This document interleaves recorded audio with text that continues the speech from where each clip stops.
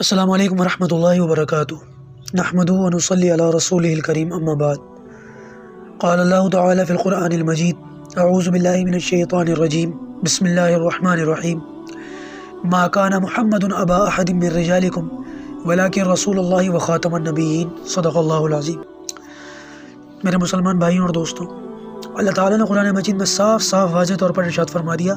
کہ نبی کریم صلی اللہ علیہ وسلم آخری نبی ہیں، خاتم النبیین ہیں، آپ کے بعد کوئی رسول نہیں ہے، آپ کے بعد کوئی نبی نہیں ہے۔ لیکن قادیانی ٹولہ، بدبخت، بدترین کافر یہ نبوت کی چادر پر ہاتھ ڈالتے ہیں۔ مرزا غلام قادیانی، جس نے آج سے کچھ سالوں پہلے نبوت کا دعویٰ کیا تھا انگریزی دور کے اندر، اور اس کے ماننے والے مرزا غلام قادیانی کی نبوت کو تسلیم کرتے ہیں اور اس کو نبی سمجھتے ہیں، اور اسی وجہ سے وہ دائرہ اسلام سے خارج ہیں، کافر ہیں۔ اور ایک وجہ اور ہے، وہ یہ کہ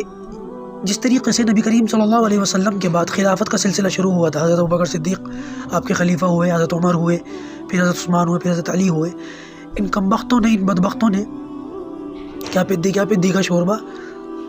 اسی طریقے سے، اسی طرز پر اپنے یہاں بھی خلافت کا سلسلہ شروع کر دیا۔ مرزا غلام قادیانی کے بعد ایک شخص خلیفہ بنا جو ان کے فرقہ نہیں بلکہ یہ تو مذہب ہے دوسرا،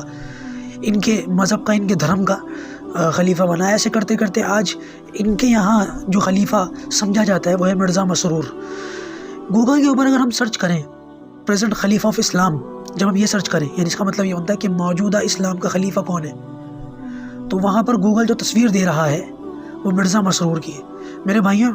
اسلام کا خلیفہ ہونا تو دور کی بات، یہ کمبخت تو کافر ہے، بدترین کافر ہے، اس کا تو اسلام سے دور تک کا کوئی واسطہ نہیں ہے۔ آپ لوگوں سے درخواست ہے، جس طریقے سے ویڈیو میں دکھایا جا رہا ہے اس طریقے سے گوگل پہ پریزنٹ خلیفہ آف اسلام سرچ کریں اور دیکھیں نیچے دائیں جانب فیڈ بیک کا آپشن آ رہا ہے، اس پر کلک کریں اور اس کے بعد رپورٹ کا آپشن آئے گا، یہاں پر مس لیڈنگ پر کلک کر کے سینڈ کر دیں، تاکہ انٹرنیشنل لیول پر جو غلط پیغام جا رہا ہے اور ان کو مسلمان سمجھا جا رہا ہے بلکہ مسلمانوں کو خلیفہ بتایا جا رہا ہے، ایسے کمبختوں کو، ایسے بدبختوں کو، ایسے نبوت کی چادر پر ہاتھ ڈالنے والوں کو ان کی حقیقت بتائیں تاکہ صحیح پیغام جائے، اور یہ ہم سب کی ذمہ داری ہے۔ اللہ تعالی ہم سب کو ختم نبوت کی حفاظت کرنے کی توفیق عطا فرمائے۔ السلام علیکم ورحمۃ اللہ۔